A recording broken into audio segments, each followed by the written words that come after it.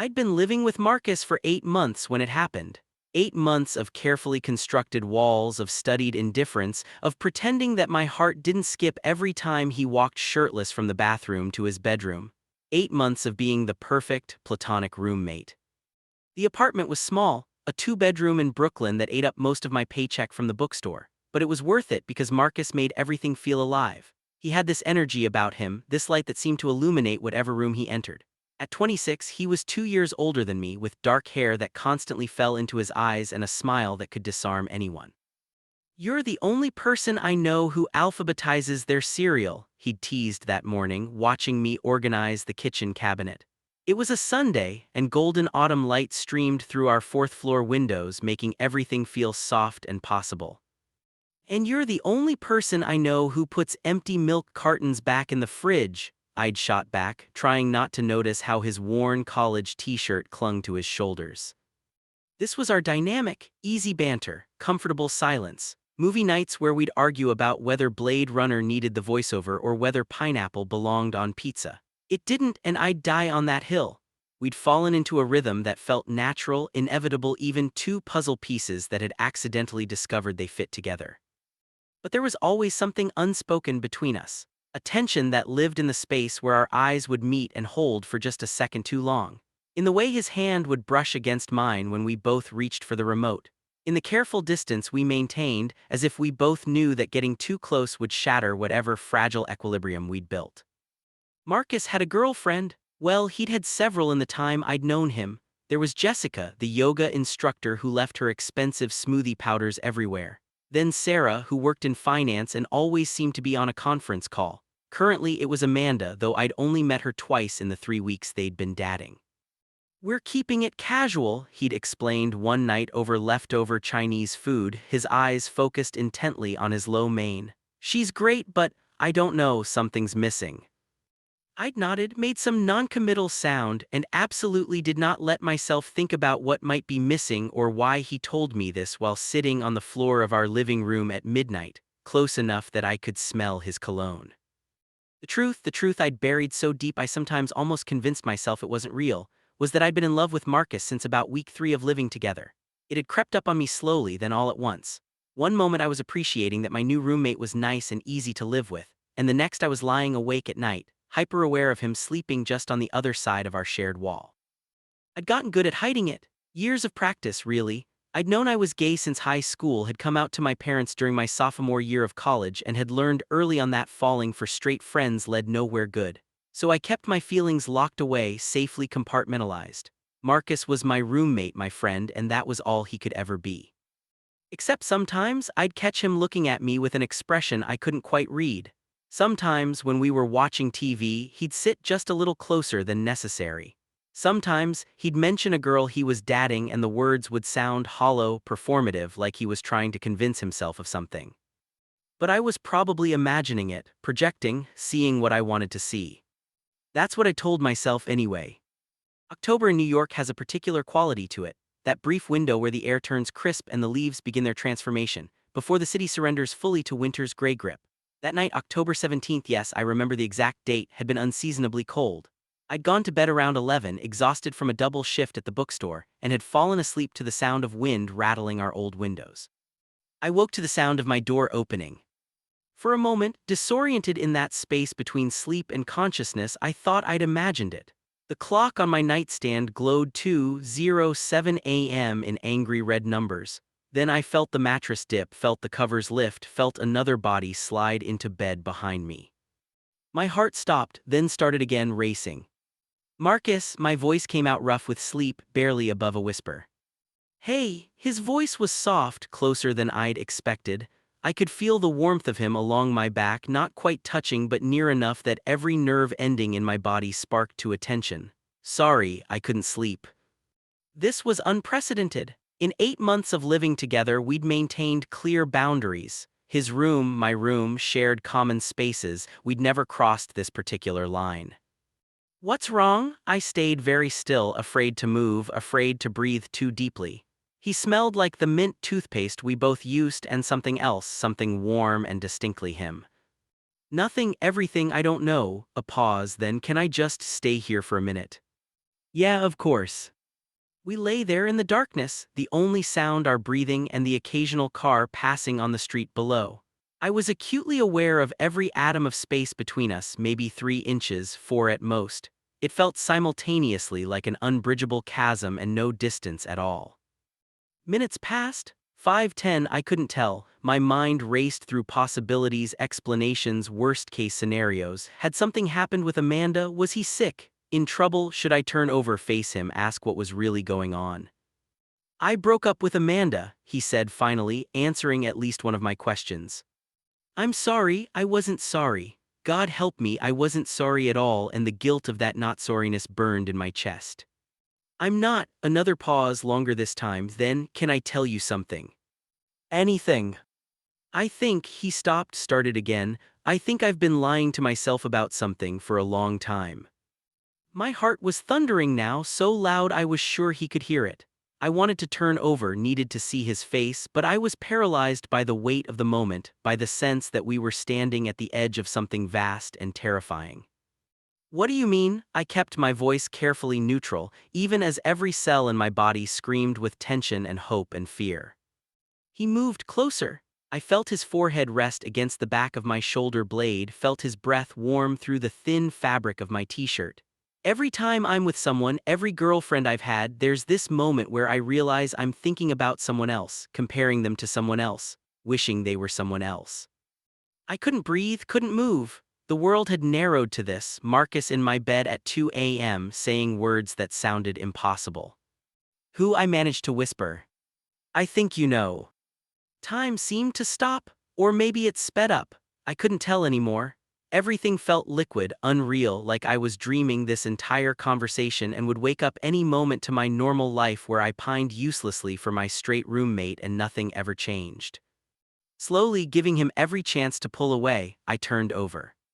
In the dim light filtering through the curtains from the street lamps outside, I could just make out his features. His eyes were dark, uncertain, searching mine for something.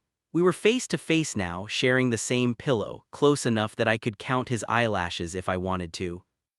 Marcus, I started, but I didn't know how to finish the sentence. What was there to say? Don't do this unless you mean it. Don't break my heart. I've been waiting for this moment since the day I met you. I'm scared, he whispered, and the vulnerability in his voice cracked something open in my chest. Me too. I don't know what I'm doing. With a guy I've never. I know. But I can't stop thinking about you. I can't stop wanting. He closed his eyes, took a shaky breath. God, Eli, I can't stop wanting you. Hearing my name in his mouth like that, desperate, raw, honest, undid me completely. How long? I asked. I don't know, months, maybe from the beginning. He opened his eyes again. I kept telling myself it was just because we're friends, we're close, that's normal. I dated other people to prove I was wrong, but I wasn't wrong. Every time I kissed someone else, I wished it was you. I reached up slowly, giving him every opportunity to move away, and touched his face. His skin was warm under my fingertips, slightly rough with stubble. He leaned into the touch, his eyes fluttering closed. We don't have to do anything, I said softly. We can just talk, we can take this slow. I don't want to go slow. His eyes opened, meeting mine with an intensity that stole my breath. I've been going slow for 8 months, I'm tired of slow. Marcus. Eli, please can you just kiss me before I lose my nerve? I should have said no, should have pumped the brakes, insisted we talk this through properly, made sure he was really sure. But I'd been in love with this man for so long, had dreamed of this moment in so many variations, and I wasn't strong enough to be noble. So I kissed him. His lips were soft, tentative at first, like he wasn't quite sure what to do. I kept it gentle, chaste almost, just a press of mouth against mouth. But then he made this small sound in the back of his throat, surprise, relief, want, and deepened the kiss, his hand coming up to cup the back of my head. It was everything and nothing like I'd imagined. Better because it was real, worse because I knew that once we crossed this line there would be no going back. I woke to sunlight and panic. The sunlight was streaming through my bedroom window, harsh and unforgiving in its brightness. The panic was all mine, crystallizing the moment I registered the warm weight draped across my chest. Marcus. Last night hadn't been a dream. He was still asleep, his face pressed against my shoulder, one arm thrown possessively across my torso. In sleep, he looked younger, peaceful, with none of the anxiety that had lined his features the night before. His hair was a mess, sticking up in directions that defied physics, and there was a crease on his cheek from my pillowcase. My heart did something complicated and painful in my chest. We'd kissed for what felt like hours, slow, exploratory kisses that gradually built in intensity. His hands in my hair, my hands mapping the planes of his back through his shirt. When things started to escalate beyond kissing, I'd pulled back. "Not tonight," I'd whispered against his mouth. "You need to be sure, we need to be sure." He'd looked like he wanted to argue, but instead he'd nodded and pulled me close, holding me like I was something precious and breakable. We'd fallen asleep tangled together, and now here we were, facing the complicated light of day. What the hell had we done? As if sensing my consciousness, Marcus stirred. His arm tightened around me briefly before his whole body went rigid. I felt the moment reality crashed back into him, the sudden tension, the sharp intake of breath. He pulled back slightly, just enough to look at me. His eyes were wide, searching, filled with something that looked like fear mixed with wonder. "Hi," I said softly. "Hi," his voice was rough with sleep. "So that really happened?" "Yeah." We stared at each other for a long moment. I waited for the regret, the awkward backpedaling, the inevitable "this was a mistake" speech. But it didn't come. Instead, Marcus slowly smiled, tentative at first, then wider, genuine. "I kissed you," he said, like he was testing the words out. "You did. And I want to do it again." Before I could respond, he leaned in and pressed his lips to mine. This kiss was different from the ones last night, briefer, sweeter, with the taste of morning breath and new beginnings. When he pulled back, he was grinning. "Okay," he said, "okay, this is happening." "Is it?" I couldn't help the skepticism in my voice. "Marcus, last night you said you'd never been with a guy before. That's a big deal. I don't want you to wake up tomorrow or next week and realize you made a mistake." His expression sobered. "You think this is a mistake?" "I think it's complicated. I think you might be confusing closeness with attraction, I think." "Eli," he cupped my face in his hand, his thumb brushing my cheekbone. "I'm 26 years old. I've had enough relationships to know the difference between friendship and wanting someone, and I want you. Maybe I'm figuring out some stuff about myself. Maybe I'm late to the party on this, but what I feel for you isn't confusion." "What do you feel?" He took a breath, held my gaze. Terrified, excited, like I'm finally being honest about something I've been running from, like I found something I didn't even know I was looking for. He paused. "Is that enough? Is that what you need to hear?" What I needed to hear was that he loved me, that this wasn't just experimentation or curiosity, that I wasn't going to get my heart shattered when he realized that being with a man was harder than he'd anticipated. But I couldn't ask for those things, not yet. We'd barely crossed this threshold. I couldn't demand everything all at once. "I need you to promise me something," I said instead. "Anything. If this gets too weird, if you start having doubts, if you wake up one day and realize this isn't what you want, you tell me. Immediately, no sparing my feelings, no waiting to see if it gets better. You talk to me."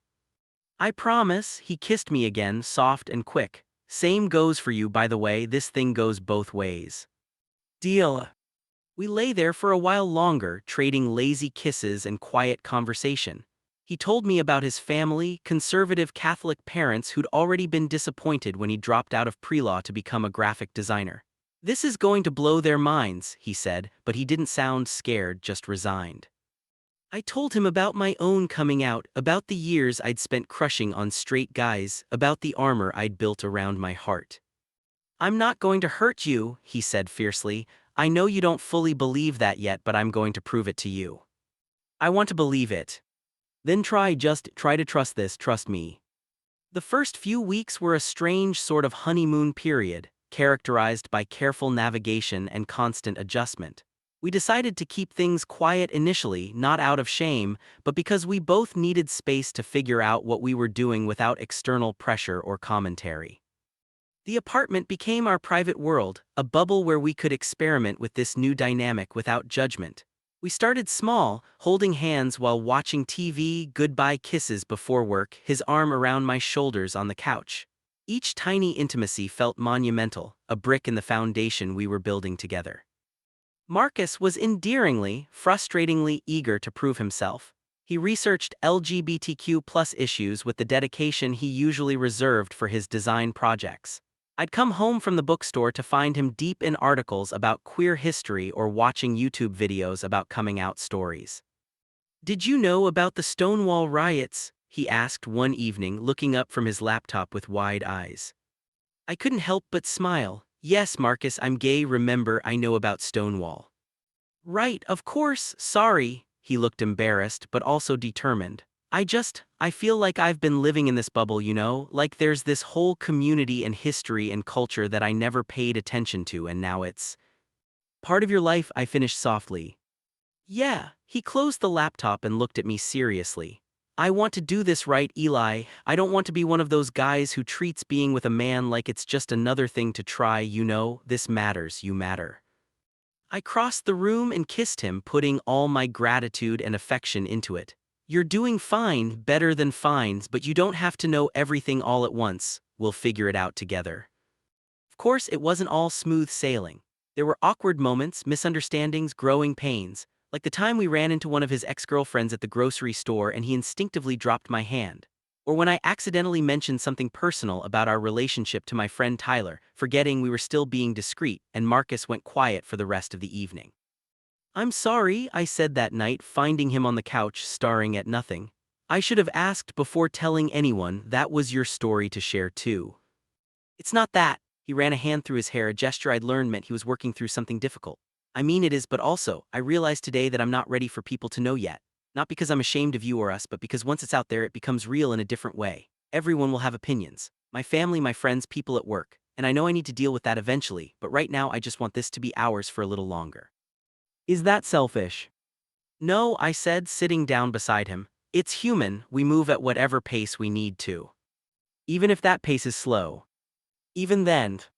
He leaned his head on my shoulder. "Thank you for being patient with me.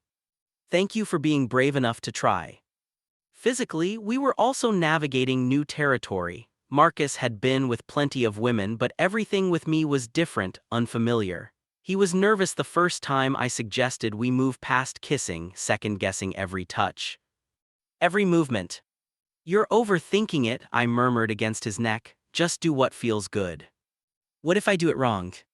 "There's no wrong, just us figuring out what works." In truth, his inexperience was sweet rather than frustrating. He approached intimacy with a combination of enthusiasm and uncertainty that was endearing. And when he stopped thinking and just let himself feel, stopped worrying about performance and just focused on connection, it was incredible. Afterwards, lying in my bed, which had unofficially become our bed, he traced patterns on my chest and said, "I had no idea it could be like that." "Like what?" "Real, present, like I was actually there instead of in my head performing or trying to be someone I thought I should be." He propped himself up on one elbow to look at me. "With girls, I always felt like I was following a script, but with you, it's just us, no script, no pretending." "Is that good or bad?" "It's everything," he kissed me softly. "It's everything I didn't know I needed." The problems started around week 5. Marcus had been spending more time with his friends, something I'd encouraged, not wanting him to feel like he had to cut himself off from his life just because we were together. But one Friday night he came home at 2 a.m., drunk and upset. I woke to him sitting on the edge of the bed, head in his hands. "Marcus, what's wrong?" "Jake knows." His voice was muffled, miserable. "He figured it out, asked me point blank if something was going on with us." My heart sank. Jake was Marcus's best friend since college, a finance bro type who'd always struck me as aggressively heterosexual. "What did you say?" I denied it. He finally looked at me and his eyes were red.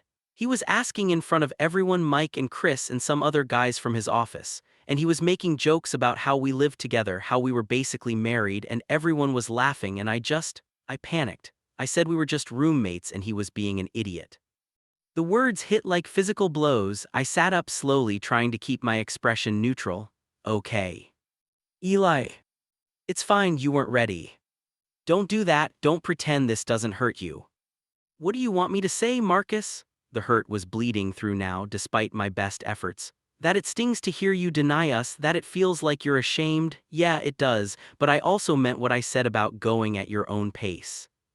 I'm not ashamed of you. Maybe not of me specifically, but of what we are, of what it means about you. I pulled the blankets around myself, suddenly cold. Look, coming out is hard, I get that, but if you can't even admit to your friends that something's happening. It was a shitty situation. He stood up, started packing. You weren't there, you don't know what it was like. The way he was asking, the tone he used, it wasn't genuine curiosity, Eli. It was mocking, like the idea of us together was this hilarious joke. So you played along with the joke. That's not fair. Isn't it? I was getting angry now, the hurt transmuting into something sharper. I've been out for years, Marcus. I've dealt with the jokes and the assumptions and the casual homophobia. And yeah, it sucks. But the thing that sucks worse is being someone's secret. Been there, done that, got the emotional scars to prove it. I'm not keeping you a secret. Then what are you doing? The question hung between us unanswered, because the truth was that's exactly what he was doing and we both knew it. I was a secret, a private experiment, something he wanted when we were alone but wasn't ready to claim in the light of day. I need time, he said finally quietly. How much time? I don't know. I nodded slowly, feeling something crack in my chest. Okay, take your time, but while you're figuring things out, I think we should pump the brakes a little. What does that mean? It means maybe we sleep in our own beds for a while, maybe we take a step back from all of this, until you know what you actually want. I want you. Do you? Or do you want me when it's convenient, when no one's watching, when you don't have to question your entire identity? The words came out harsher than I intended, but I didn't take them back. Because I can't be that person for you, Marcus. I can't be your dirty little secret while you figure out if being bi or gay or whatever label you want to use is something you can live with. That's not what you are. He looked devastated, and part of me wanted to take it all back, to pull him close and say it was fine, we'd work it out, but I couldn't, not this time. Then prove it. He left my room without another word. I heard his bedroom door close and then silence. The next 2 weeks were torture. We existed in this horrible limbo where we were still roommates, still shared meals and common spaces, but the easy intimacy we'd built had evaporated. We were polite strangers again, carefully avoiding each other's eyes, keeping conversations surface level. I threw myself into work, picking up extra shifts at the bookstore, staying out late with friends. Tyler, who I'd told about Marcus back when things were good, kept giving me sympathetic looks. You could move out, he suggested one night over drinks. Find a new place, get some distance. Our lease isn't up until March. Break it, life's too short to live with your ex. But Marcus wasn't my ex. He wasn't anything I had a word for. We'd been something for 6 weeks, had kissed and slept together and started to build something real. And then it had all fallen apart because he wasn't ready to be what I needed him to be. The worst part was that I understood. I remembered being his age, not that there was a huge difference, but still, remembered the terror of first coming out, the fear of how it would change everything. I wanted to be patient and understanding. I also wanted to protect my heart. Marcus was struggling too. I could see it in the shadows under his eyes, the way he'd start to say something and then stop. Several times I caught him looking at me with an expression that made my chest ache, something like longing mixed with regret.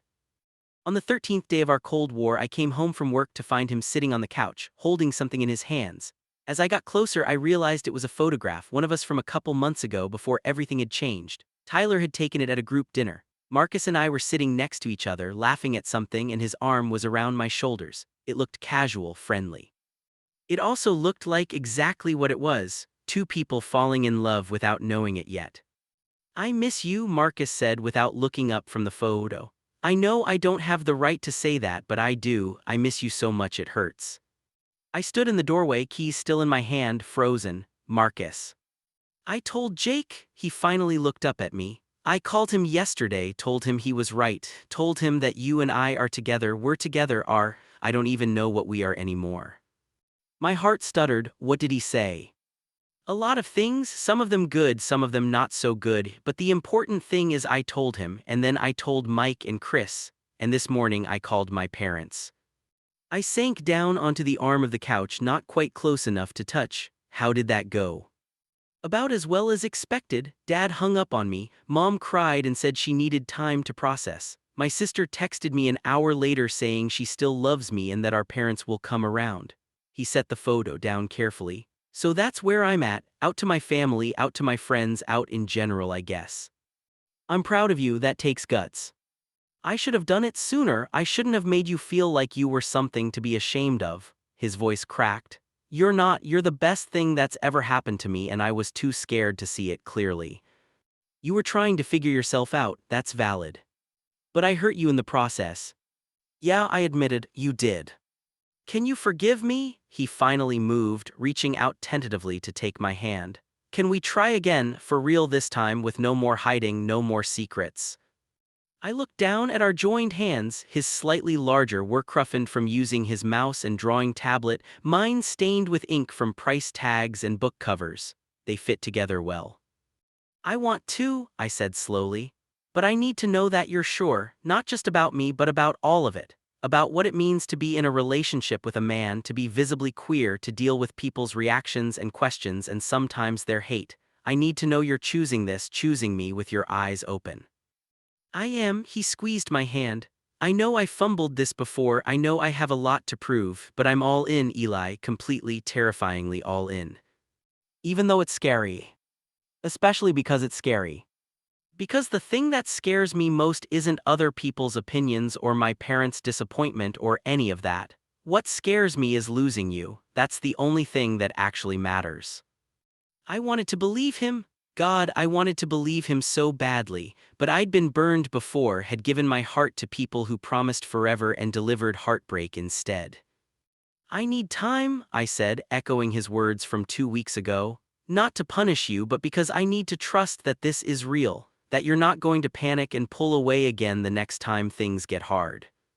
His face fell, but he nodded. I understand. How much time? I don't know, can we just take it slow, be honest with each other, see where things go? We can do slow, I can do slow, a small smile, though full disclosure I really hate slow. I couldn't help but smile back. Yeah, I noticed.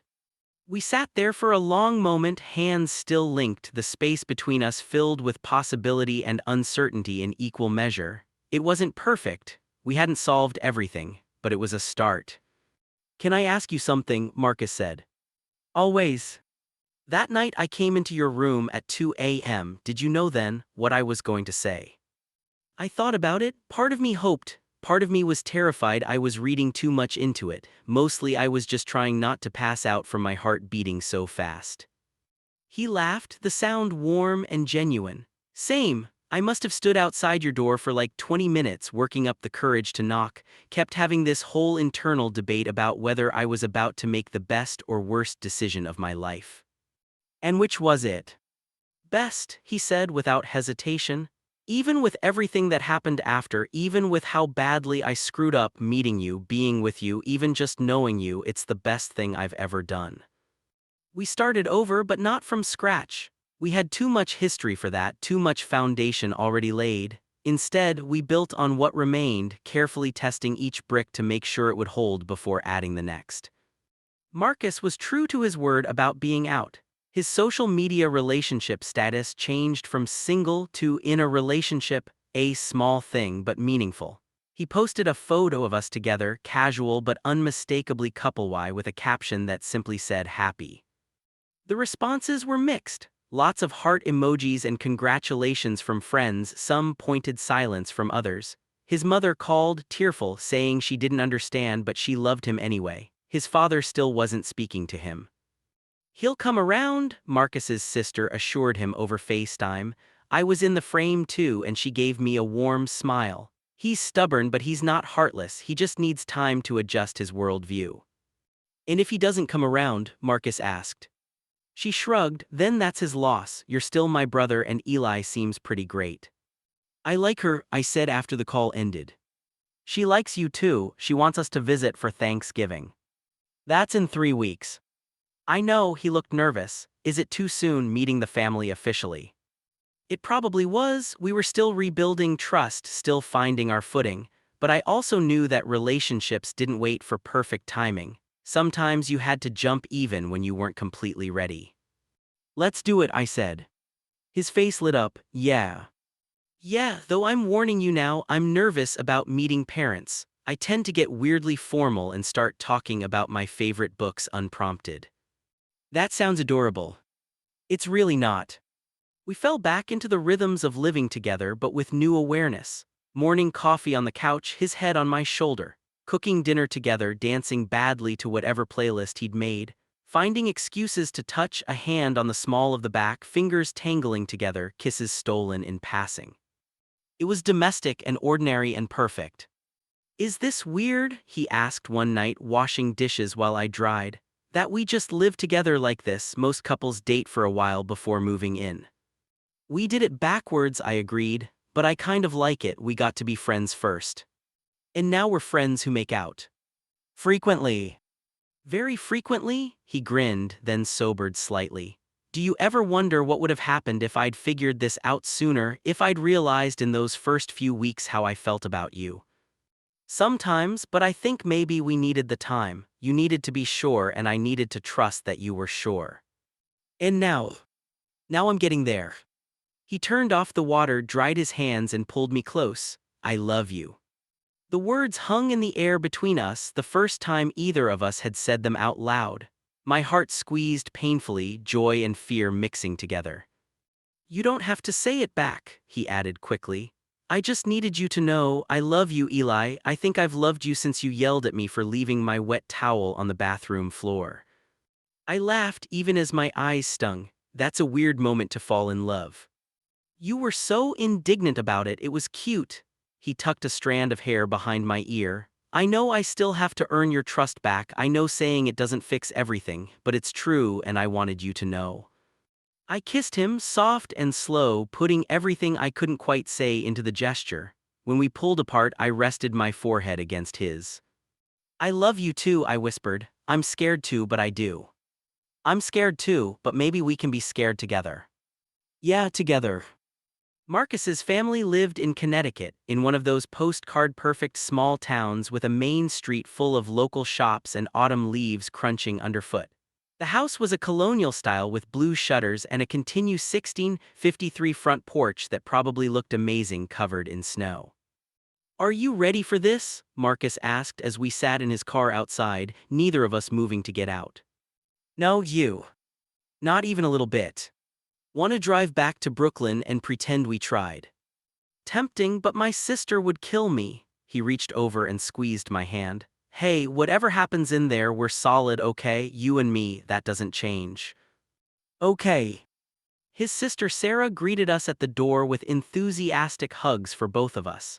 She was younger than Marcus by a few years with the same dark hair and easy smile. Thank God you're here. Mom's been stress cooking since yesterday. We have enough food for like 20 people. Inside, the house smelled like turkey and pie and family, a specific combination that made my chest tight with longing for my own parents who I'd see next month. Marcus's mother emerged from the kitchen, wiping her hands on her apron. She was shorter than I'd expected, with graying hair pulled back and eyes that were kind even as they assessed me carefully. You must be Eli, she said, pulling me into a hug that I hadn't anticipated. I've heard so much about you. It's wonderful to meet you, Mrs. Chen. Please call me Linda, she pulled back, hands on my shoulders studying my face. Thank you for coming, I know this must be awkward. Mom, Marcus started, but she waved him off. It is awkward, let's not pretend otherwise, but I'm glad you're both here. She looked between us, something complicated in her expression. I'm trying, boys, I really am. That's all we can ask, Marcus said softly. His father didn't emerge until dinner. Thomas Chen was tall, reserved, with Marcus's same jawline and an expression that gave nothing away. He shook my hand with polite formality, asked where I worked and what my degree was in, and then said very little for the rest of the meal. But he didn't leave, he didn't refuse to eat with us or make a scene. He simply sat at the head of the table, quietly working through his turkey while the rest of us carried the conversation. It wasn't acceptance, but it wasn't rejection either. It was something in between, uncertain and uncomfortable. Give him time, Linda said to Marcus when his father excused himself early. This is a lot for him to process. His whole life he had certain expectations about what your life would look like. I know. But he loves you even if he doesn't know how to show it right now. She looked at me. Both of you are welcome here always. This is your home. After dinner, Sarah dragged us out for drinks at a local bar. It was Marcus's old haunt, apparently, the place where he'd spent countless nights during high school and college. Several people recognized him, came over to say hello, gave me curious looks. "Guys, this is Eli," Marcus said casually, his hand finding mine under the table. "My boyfriend." It was the first time I'd heard him use that word, boyfriend. Something warm bloomed in my chest. The reactions were mostly positive, a few surprised but friendly. One guy, an ex-teammate from Marcus's brief stint on the high school baseball team, went quiet and made an excuse to leave early. Marcus's jaw tightened, but he didn't comment. "You okay?" I asked later as we walked back to the house through streets lit by old-fashioned lamp posts. "Yeah, I mean, I knew not everyone would be cool with it. Just sucks when it's someone you thought was a friend." "I'm sorry." "Don't be, that's on him, not us." He stopped walking, turned to face me, our breath misted in the cold air. "Thank you for being here, for meeting my family, for putting up with the awkwardness, for all of it." "You do the same for me." In a heartbeat. We stood there on the quiet street, the only sounds the distant rumble of a car and the wind in the bare tree branches. Marcus pulled me close and kissed me, unhurried and thorough, like we had all the time in the world. "I really love you," he murmured against my lips. "I really love you too." Winter settled over New York with its usual lack of subtlety. One day it was brisk autumn, the next we were trudging through slush and huddling against wind that cut through even the thickest coats. Marcus and I settled into our new normal. We were officially, openly together now, no more hiding, no more uncertainty. We held hands on the subway, kissed goodbye on street corners, did all the mundane couple things I'd dreamed about during those long months of pinning. It wasn't always easy. Marcus had to navigate questions at work when people noticed his changed relationship status, had to explain to old friends why he'd never mentioned being interested in men before, had to deal with his own internalized stuff that surfaced at unexpected moments. "Do you think I'm bi?" he asked one night, lying in bed and staring at the ceiling. "Or gay? I never really thought about labels before, but now everyone wants to put me in a box." "What do you think you are?" "I don't know, I'm not attracted to every guy, hell, I'm not attracted to most guys, but I'm attracted to you. Does that make me gay or just, sexual?" I snorted, "That's not a thing." "It should be, it's very specific." He rolled onto his side to face me. "Seriously though, does it bother you that I can't give a clear answer?" "No, you don't owe anyone a label, including me. You're figuring yourself out and that's fine. But what if people think I'm just experimenting, using you to explore before I go back to women?" "Are you?" "No, God no," he looked horrified at the suggestion. "This is real, you're real, I'm not going anywhere." "Then that's what matters, the rest is just noise." He still struggled sometimes with public affection, instinctively pulling away if too many people were around. But he was trying, consciously working to overcome years of conditioning, and gradually it got easier. We went to a gay bar in the village, his first time in a queer space. He was visibly nervous at first, looking around like he expected to be called out as an imposter, but after a few drinks and some bad karaoke, he relaxed. "Is it weird that I feel more normal here?" he asked, watching two men dance together unself-consciously. "Like I've been holding my breath for years and suddenly I can exhale." "Not weird at all, welcome to the Alphabet Mafia." He laughed, pulled me onto the dance floor and kissed me in front of everyone. "I like it here." "Yes. Yeah, and I like us."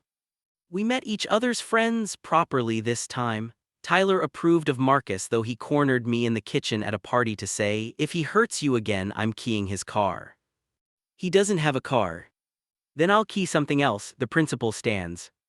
Marcus's friends were more of a mixed bag. Some of them adjusted easily, accepting me and the new version of Marcus without much fuss. Others were weird about it, making too many pointed jokes or asking invasive questions or just generally being awkward. Jake, surprisingly, turned out to be okay once he got past his initial shock. "I feel like an asshole for how I acted," he admitted to Marcus over beers while I pretended not to listen from the kitchen. I was being a dick and I'm sorry. You were, Marcus agreed, but I appreciate the apology. You guys good like happy. Really happy, happiest I've been in a long time. Then I'm happy for you, man, truly. It meant something, I could tell. Having his best friend's blessing mattered to Marcus in a way he couldn't quite articulate. My own parents came to visit in December, ostensibly to see the city during the holidays but really to check out Marcus. Mom was warm and welcoming immediately, pulling him into a hug and asking about his design work. Dad was more reserved but polite, asking thoughtful questions over dinner. He's good for you, Mom said later when the guys were in the other room. I haven't seen you this happy in years. I know. Don't screw it up. That's my line to him. Then don't either of you screw it up, you're good together. It happened in February during one of those bleak stretches where winter seems like it will never end. Marcus had been stressed about a major project at work, pulling late nights and coming home exhausted. I'd been dealing with my own frustrations. The bookstore was cutting hours and I was struggling to make rent without picking up extra shifts. We were both stretched thin and it showed. The fight started over something stupid, dishes, I think, or maybe laundry. Something domestic and trivial that wouldn't have mattered if we weren't both already on edge. I'm not your maid, I snapped after coming home to a sink full of dishes for the third day in a row. We live together, Marcus, that means we both clean. I've been working 12-hour days. And I've been working 2 jobs to cover rent since the store cut my hours, but I still manage to not leave my crap everywhere.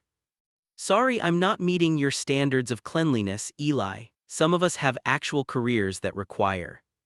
He stopped, but the damage was done. That require what? I asked quietly, dangerously. That are more important than my job, is that what you were going to say? That's not, I didn't mean it like that. Then how did you mean it? I don't know, I'm tired and stressed and I can't think straight. Well, maybe if you thought a little more and just assumed I'd clean up after you a little less. I never asked you to clean up after me. You don't have to ask, it's what I do because I care about you and our space and not living in filth. We were both yelling now, all the stress and tension of the past weeks pouring out in ugly waves. He said things about me being controlling. I said things about him being thoughtless. We dredged up old resentments and current frustrations and generally said all the things you say during a fight that you can't take back later. Finally, Marcus grabbed his coat. I need to get out of here. Fine, run away, that's what you're good at. It was a low blow, referencing his initial denial of us, and I regretted it immediately. His face went pale, then flushed with anger. Screw you, Eli. The door slammed behind him and I was left in the silent apartment, shaking with adrenaline and regret. He didn't come home that night. I texted and called but got no response. By 2 a.m. I was imagining worst-case scenarios, ready to call hospitals. Then I got a text from Jake. He's crashing at mine, he's fine, give him space. I didn't sleep, just lay in our bed, my bed, staring at the ceiling and replaying every word of the fight. The things I'd said, the things he'd said, the look on his face when I'd thrown his past mistakes in his face like a weapon. I'd screwed up badly. He came home the next evening. I was on the couch, pretending to read, actually just staring at the same page for 20 minutes. He looked tired, rumpled, uncertain. Hi, he said. Hi. Silence then. I'm sorry, we both said simultaneously. That broke the tension a little. He came and sat on the opposite end of the couch, close but not touching. You first, he said. I'm sorry, I said you were running away. That was shitty and unfair and I only said it to hurt you. It did hurt, but I'm sorry too, for implying your job doesn't matter, for being a slob, for taking you for granted. He picked at a thread on the couch cushion. And for walking out like that, I shouldn't have left without talking through it. I pushed you to leave. You didn't, I chose to leave because I was angry and didn't know how to deal with it, but that's not how we should handle fights. How should we handle them? He thought about it, not like that, not saying things designed to hurt each other, not bringing up past mistakes that we've supposedly moved past. You're right, I'm sorry. Me too. We sat there for a moment, the silence more comfortable now but still heavy with things unsaid. I was scared, I admitted finally. When you didn't come home, when you wouldn't answer your phone, I was scared I'd pushed you too far, that this was it. He moved closer, taking my hand. It takes more than one fight to get rid of me. I'm in this, remember, all in. Even when it's hard. Especially when it's hard, that's when it actually matters. He squeezed my hand. We're going to fight again, you know, probably about stupid things, probably when we're both stressed and not thinking clearly, but we can't let it break us. We need better ground rules. Agreed, like no walking out. Even if we need space, we say that we don't just disappear. And no throwing past mistakes in each other's faces. And we try to actually communicate before things build up to explosion level. We made a list, actual rules for fighting fair. It felt silly and overly formal, but also necessary. We were still learning how to be together, how to navigate conflict without destroying what we'd built. I really am sorry about the dishes, he said later after we'd ordered takeout and were eating on the couch, legs tangled together. And you're right that I've been taking advantage of you cleaning up after me. I'll do better. And I'll try not to let things build up until I explode at you. Deal. He kissed me, soft and apologetic and full of promise. I love you, even when you're mad at me. I love you too, even when you're a slob. Hey. It's true and you know it. He couldn't argue with that. Our lease was up in March. We'd been living together for a year and a half total, first as roommates, then as something more complicated, now as an actual couple. The question of what to do next hung over us. We could find a new place, I suggested one evening as we looked at rental listings. Something bigger, maybe in a different neighborhood. Or we could stay here, Marcus said. Renew the lease, this is our place, you know, where everything started. I looked around the apartment, the cramped kitchen where we'd cooked countless meals, the living room where we'd watched terrible movies and had our first fight, the bedroom where everything had changed one night at 2 a.m. You're right, I said, let's stay. We renewed the lease and decided to make some changes to the space. Painted the bedroom a warm blue, got a new couch, combined our book collections into one shared shelf, our titles mixing together like our lives had. Marcus's relationship with his father slowly, painfully improved. There was no dramatic reconciliation, just a gradual thawing, awkward phone calls that got slightly less awkward over time, a birthday card that acknowledged me by name, small steps that meant everything.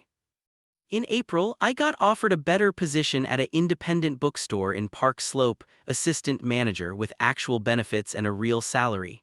I almost turned it down because it would mean a longer commute, but Marcus insisted I take it. This is your dream job, he said. You've been talking about moving up in the book world since I met you. Don't let distance stop you. It's an extra 40 minutes each way. So we'll have less time together, we'll make the time we have count. He cupped my face in his hands. Take the job, Eli, I'll be here when you get home. I took the job. Marcus's design work was taking off too. He landed a major client, a tech startup that wanted him to overhaul their entire brand identity. It meant long hours and stress, but also excitement. I'd come home to find him surrounded by color swatches and mock-ups, completely in his element. What do you think? He asked one night, showing me two logo variations. The clean one or the playful one? The playful one, it's more you. He grinned, that's what I thought too. We fell into new rhythms. Morning coffee before our commutes in opposite directions, texts throughout the day, mundane updates and random thoughts and occasional flirting.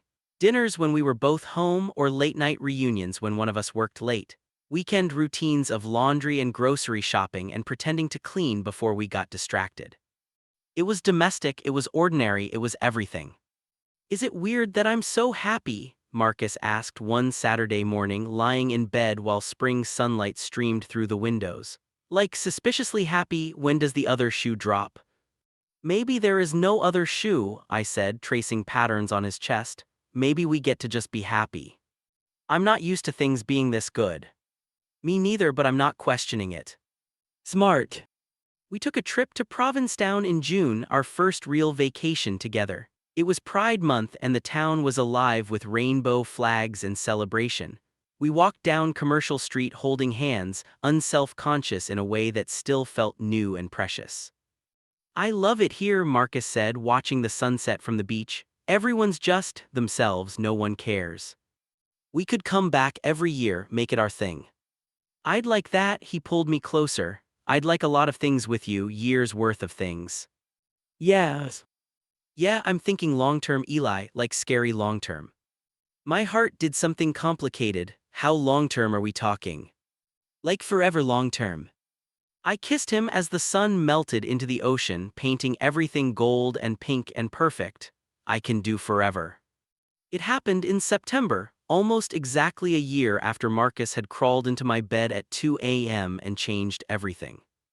We'd had a good day, brunch with friends, a lazy afternoon in Prospect Park, dinner at our favorite Thai place. Normal, unremarkable, perfect. We came home as the sun was setting, the apartment bathed in that particular quality of light that makes everything look like a photograph. Hey, Marcus said as I was putting away leftovers, come here for a second. I turned to find him standing in the living room, looking nervous in a way that made my stomach flip. What's wrong? Nothing's wrong, I have something I want to ask you. He reached into his pocket and pulled out a small box. Time stopped. Marcus. Let me say this before I lose my nerve. He opened the box, revealing two simple silver bands. I know it hasn't even been a year since we officially got together. I know people might say we're moving too fast, but I also know that I want to spend the rest of my life with you. I know that you're the person I want to come home to every single day. I know that what we have is real and rare and worth holding on to. Tears were already streaming down my face. You changed my life, Eli. You made me brave enough to be honest about who I am. You've been patient with me while I figured out what I want, and what I want is you. Always you. He took a shaky breath. So I guess my question is, will you marry me? Will you keep being patient with me and challenging me and making me laugh? Will you let me love you for the rest of our lives? Yes, I managed through the tears. Yes, of course, yes. He slipped the ring on my finger with shaking hands, and then I was kissing him, laughing and crying at the same time. We sank onto the couch, holding each other, both of us trembling with emotion. I can't believe you're mine, he whispered against my hair. I've been yours since that night you showed up in my room. Earlier than that for me. I think I was yours the day you moved in and immediately reorganized the entire kitchen. That was necessity, not romance. You had the spices just sitting out on the counter. It was chaos and you made it better. You make everything better. We sat there as the light faded, talking about the future. A real wedding, maybe next fall, where we'd go for our honeymoon, what kind of life we wanted to build together. It all felt impossibly real and completely right. Can I tell you something? Marcus said later as we lay in bed, rings catching the moonlight.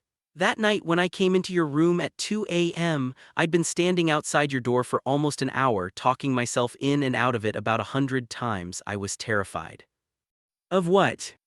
Of everything, of how you'd react, of what it meant about me, of changing everything between us. But I was more terrified of never knowing, of spending the rest of my life wondering what if. I'm glad you were brave. Me too, he kissed my forehead. Best decision I ever made. Epilogue 2 years later. We got married in October, surrounded by friends and family in a small ceremony in Prospect Park. Marcus's parents came, and while his father still looked uncomfortable at times, he was there. He showed up. That mattered. My parents cried through the whole ceremony. Tyler was my best man and made a speech that was equal parts touching and embarrassing. Sarah caught the bouquet and immediately declared she was going to be the cool aunt to our future children. Children, Marcus had said later, laughing, we're not even unpacked from the honeymoon. But someday maybe. Someday definitely. We moved to a bigger apartment in Brooklyn with actual space and reasonable rent by New York standards. We adopted a cat who Marcus named Pixel and who immediately claimed me as his favorite. We built a life that was sometimes messy and often complicated, but always ours. Marcus came out to his broader family and old friends, each conversation getting easier. He found a community in the queer spaces we frequented, stopped feeling like an imposter. He designed a logo for a LGBTQ+ youth center pro bono and came home glowing with pride. I moved up to manager of the bookstore, started leading book clubs and author events, published a few book reviews in local papers, found my own kind of success that had nothing to do with traditional measures and everything to do with doing what I loved. We had fights, of course. About money and chores and whose turn it was to call the landlord about the weird noise the radiator was making. But we'd learned how to fight fair, how to apologize, how to choose each other even when it was hard. "Do you ever regret it?" I asked him one night 2 years into our marriage. We were lying in bed, pixel purring between us, the sounds of Brooklyn drifting through the open window. Taking the risk that night? He didn't even have to think about it, never, not once, not for a single second. Even though it was scary. The best things usually are. He reached across the cat to take my hand, rings clicking together. "You know what I regret? All that time I wasted being scared, all those months I could have been with you but wasn't because I was too busy lying to myself. We got here eventually. We did, and it was worth the wait." He smiled, that same smile that had made my heart skip since the day we met. "Though if I could do it over, I'd skip the dramatic 2 a.m. confession and just kiss you the day you moved in." That would have been quite the introduction. But efficient. I laughed, squeezed his hand. "I love our story, even the messy parts, maybe especially the messy parts." "Yes." "Yeah, because they're real, because you fought for us even when it was hard, because we both did." Pixel meowed in protest at our movement and we both laughed. This was our life now, ordinary and domestic and occasionally interrupted by a demanding cat. It was everything I'd dreamed of during those long months of pinning, and so much more than I'd ever imagined. "Hey Eli." "Mwah." "Thank you." "For what?" "For being patient with me, for giving me another chance, for loving me even when I was still figuring out how to love you back." I turned to face him properly, the cat shuffling to accommodate us. "You don't have to keep thanking me." "I know, but I want to. Every day I want you to know that I see you. I see what you gave up, how scary it was for you too. I see how brave you were, letting me in even when you had every reason not to. You're making me cry and I'm too tired for tears." He wiped them away gently. "Then I'll stop, but only for tonight." We fell asleep like that, tangled together with our ridiculous cat in our home that we'd built together, in a life that had started with a risk taken at 2 a.m. and had turned into forever. Sometimes the best love stories don't have neat beginnings. Sometimes they start with confusion and fear and a leap of faith in the middle of the night. Sometimes they're messy and complicated and require more courage than you knew you had. But they're always, always worth it. And every night, as I fall asleep next to the man who changed my life just by being brave enough to crawl into my bed and tell me the truth, I'm grateful for the mess, for the risk, for the beautiful, imperfect love story that became my life.